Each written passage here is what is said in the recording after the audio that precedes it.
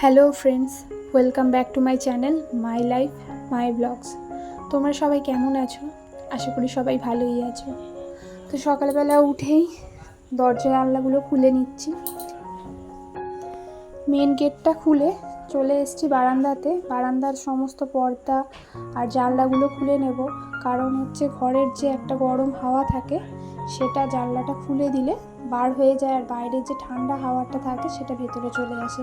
সকালবেলায় এটা হয়, বেলা যত বাড়তে থাকে তত বাইরের বাতাস আরও বেশি গরম হয়ে ওঠে। তো সকালবেলায় আগে উঠে জানলা পর্দাগুলো খুলে দিই। তো এরপরে আমি ফ্রেশ হয়ে নেব। এখন ছেলে ঘুমাচ্ছে, ওকে নিয়ে এখন কোনো টেনশন নেই। তো এখন এই কাজগুলো সেরে নিচ্ছি তাড়াতাড়ি। আর বারান্দায় দেখতে পাচ্ছ একটা সাইকেল রাখা আছে, এটা আমার শ্বশুর মশাইয়ের। এখন যেহেতু স্কুটি একটা চলে এসছে, তো সাইকেলটা আর যেখানে রাখা হতো সেখানে রাখা যাচ্ছে না, তাই বারান্দাতেই রাখতে হচ্ছে।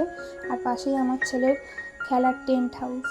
তো ফ্রেশ হয়ে রান্নাঘরে চলে এসেছি, এসে চাও বসিয়ে দিয়েছি। আর 3টে কাপে আজকে নিয়ে নেব চা, বাপি, আমার আর আমার হাজব্যান্ডের। চা খেয়েই সকালটা শুরু করবো। এরপরে তো কাজ চলতেই থাকবে, একটার পর একটা। ছেলের টিফিন প্লাস হচ্ছে ছেলেকে ফ্রেশ করানো, ওর স্কুল আছে, ওকে ফ্রেশ করিয়ে স্কুলে পাঠাতে হবে।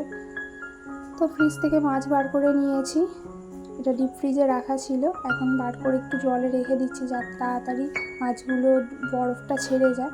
তো এরপরে দেখলাম বাপি সকালবেলায় জলা থেকে একটা কুমড়ো আর অনেকগুলো উচ্ছে নিয়ে এসছে চাষের। এই যে দেখতে পাচ্ছ, কুমড়োটা বেশ ভালোই বড় হয়েছে, আর কুমড়োটা না একদম পাকা ছিল, খুব সুন্দর কুমড়োটা, পেকেও গেছিলো। আর করলাগুলোও অনেক বড় বড় হয়েছে।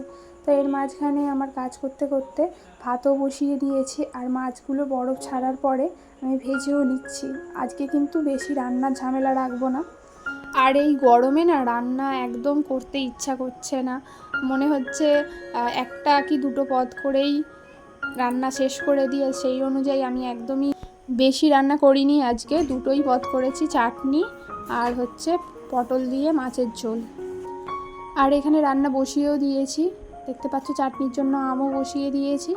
আর এখানে পটল কেটে নিচ্ছি, পটল আলু দিয়ে ঝোল করব। কুমড়োটা ভেবেছিলাম করব, কিন্তু করিনি, আর ভালো লাগছিল না একদমই, প্রচণ্ড গরম। খালি মনে হচ্ছে পাখার তলায় গিয়ে বসে থাকি, কোনো কিছুই করতে ইচ্ছা করছে না। এমন অনেক কিছু থাকে সংসারে, যখন এক একটা সময় করতে ইচ্ছা করে না, কিন্তু কিছু করারও থাকে না, সেগুলো আমাদের গৃহিণীদের করতেই হয়। কারণ আমরা যদি না করি, ফ্যামিলির অন্যান্য সদস্যদের কিন্তু অনেক সমস্যা হবে। তাই ফ্যামিলির কথা ভেবেই কিন্তু আমরা অনিচ্ছা থাকা সত্ত্বেও প্রতিটা কাজ হাসি মুখে করে নিই। তো সেরকমই হচ্ছে গরমে এই রান্নাগুলো প্রত্যেক দিন করা। মাঝে মাঝে কিন্তু হচ্ছে আমাদেরও মনে হয় যে 2-1 দিন রান্না থেকে যদি ছুটি পাওয়া যেত এই গরমে, তাহলে কিন্তু ভালোই হতো। কিন্তু সেই উপায় আমাদের নেই, আমাদের প্রত্যেক দিনের ডিউটি। বছরে 365 দিনই আমাদের রান্নাঘরে থাকতে হয়। 2-1টা দিন যখন আমরা বাপের বাড়ি যাই তখনই একমাত্র রান্নাঘর থেকে ছুটি থাকে, আদারওয়াইজ কিন্তু প্রত্যেক দিনই আমাদের এই রান্নার ডিউটি পালন করতে হয়। আমরা চাইলে কিন্তু ছুটি সহজে নিতে পারি না রান্না থেকে।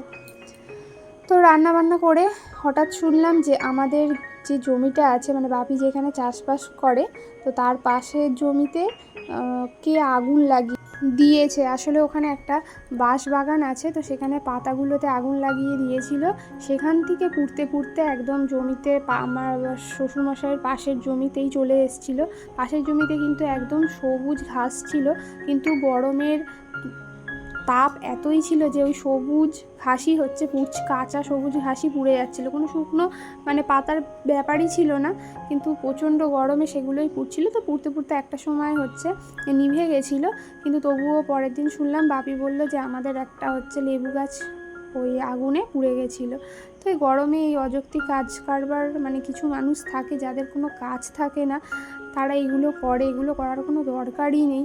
প্রথম কথা, প্রচণ্ড গরম আসে, আর ওই যে পোড়ানোর ফলে চারিদিকে ধোঁয়ায় ভর্তি হয়ে গেছিলো। আমি তো অত দূরে দাঁড়িয়েছিলাম, তারপরেও ওখানে আমি দাঁড়াতে পারছিলাম না, এত ধোঁয়া হয়েছিল। তো দেখে আমার কিছু করার ছিল না, বাড়িতে কেউ ছিলও না, তো ওখানে গিয়ে নেভানো জল দিয়ে আমার পক্ষে সম্ভবও ছিল না, তো দেখে চলে এসেছিলাম। এসে দাদু এসেছিলো, দাদু মানে হচ্ছে দাদা শ্বশুর, উনি চলে এসছেন খেতে। তো ওনাকে খাবার টাবার দিয়ে এই যে বড় তরমুজটা দেখতে পাচ্ছ, তরমুজটা আর এই পেঁপেটা কেটে নেব। এটা আমাদের গাছেরই পাকা পেঁপে, আর এর মধ্যে যে দানাগুলো ছিল সেগুলো আমি জানলা দিয়ে বাইরে ছড়িয়ে দেব। আর ছড়িয়ে দিলেই জানো তো অনেক পেঁপে চারা হয়ে যায়, মানে এখনও হয়েছে অনেক পেঁপে চারা, পুরো ভর্তি হয়ে গেছে। কোনো মাটিতে পুঁতেও দিতে হয় না, জাস্ট এমনি ছড়িয়ে দিলেই ওখান থেকে পেঁপে গাছ হয়ে যায়। আর পেঁপেটা খুবই মিষ্টি ছিল, হনুমানে পেরে মানে এসে গাছে উঠেছিল আর গাছ থেকে পড়ে গেছিলো, তো কেটেছিলাম, খুবই মিষ্টি ছিল। ফল বিয়ের আগে কি হতো, যখন মা কেটে দিত ফল তখন কিন্তু খেতাম না, দিলেও পড়ে থাকতো। কিন্তু এখন ইচ্ছা হয় যে কেউ আমাকে একটু কেটে দেবে, সবসময় কাটতে আর ইচ্ছা করে না, কিন্তু এখন দেওয়ার লোকও নেই। আর যেহেতু আমার শাশুড়ি মা নেই, একদমই কেউ আর বাড়িতে তো আর কেউ কেটে দেবে না, তো শাশুড়ি মা থাকলে হয়তো একটু হেল্প করে দিত, কখনো কখনো কেটে দিত, নিশ্চয়ই দিত। খুব ইচ্ছা হয় যে কেউ একজন মাঝে মাঝে আর কি, নিজের আর কি কাটতে ফল ইচ্ছা করে না, যে মনে হয় যে কেউ একটু যদি আমাকে কেটে দিত, আমি তো সবসময় কাটি। তো এই ইচ্ছাই থেকে যায়, কিন্তু পূরণ করার লোকের প্রচুর অভাব, কিছু করার থাকে না, আমাদেরই সবার আশা আকাঙ্ক্ষা পূরণ করতে হয়।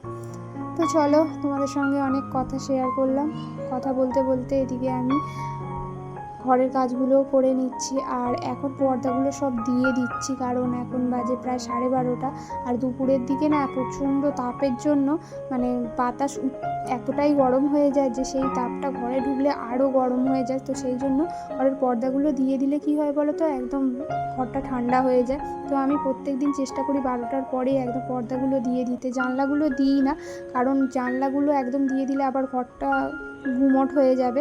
তো সেই জন্য শুধু পর্দাগুলোই টেনে দিই, তাতেই একদম ঠান্ডা মতো হয়ে যায় ঘর। তারপর কিছু শুকনো কাপড় জামা ছিল, সেগুলো নিয়ে এসে এবার গুছিয়ে নেবো। রান্নার কাজ হয়ে গেলে কি হবে, অন্যান্য কাজ কিন্তু প্রচুর থাকে সংসারে, আর সেগুলো একটার পর একটা চলতেই থাকে, আর সেগুলো আমাদের গৃহিণীদের প্রত্যেকটা করতেই হয়, কারণ যদি ফেলে রেখে দেওয়া হয় সেগুলো কিন্তু করার অন্য কেউ নেই, ওগুলো কিন্তু পড়েই থাকবে, পরে গিয়ে কিন্তু আমাদেরই করতে হবে। যদি চাই যে না এই কাজটা করব না, সেটা কিন্তু করে দেওয়ার কিন্তু লোক আমাদের খুব কমই থাকে। তো সেই জন্য পরপর কাজ একটার পর একটা করেই যাচ্ছি। এর মধ্যেখানে ছেলেও চলে এসছে, দেখতে পাচ্ছ, ও ওর মতো খেলছে, আর দাদুরও খাওয়া হয়ে গেছে, দাদুর একটু খেতে সময় লাগে, তো সেই জন্য দাদু, আমি যখন জামা কাপড় গোছাচ্ছিলাম তখনও খাচ্ছিল, খাওয়া হয়ে গেলে দাদু আবার ওই বাড়িতে, পুরোনো বাড়িতে চলে যাবে। আর এখানে দেখো আমার ছেলে আমার সঙ্গে কেমন দুষ্টুমি করছে। তো জামাগুলো পাট করে নিচ্ছি, এখানে ছেলে আর ছেলের বাবার জামা পাট করা হয়েছে, ছেলের স্কুলের ইউনিফর্ম ছিল, তো এগুলো গুছিয়ে রেখে দেবো। রেখে তারপরে দেখছি ছেলে রান্নাঘর থেকে একখানা কড়াই নিয়ে এসে তার মধ্যে ঘুরছে, ওর তো এটা ফেভারিট খেলা, তোমরা যারা দেখো ব্লগ আমার তারা জানো ও এই খেলাটা খুব খেলতে ভালোবাসে। আর দেখো কত সুন্দর ঘুরছে, আর দেখো ঘরে চারিদিকে হচ্ছে খেলনা ভর্তি করে ছড়িয়ে রেখেছে। তো চলো, আজকের ব্লগটা এই পর্যন্তই, ভালো লাগলে অবশ্যই লাইক কমেন্টস করো। তো চলো, টাটা বাই, তোমরা সবাই ভালো থেকো।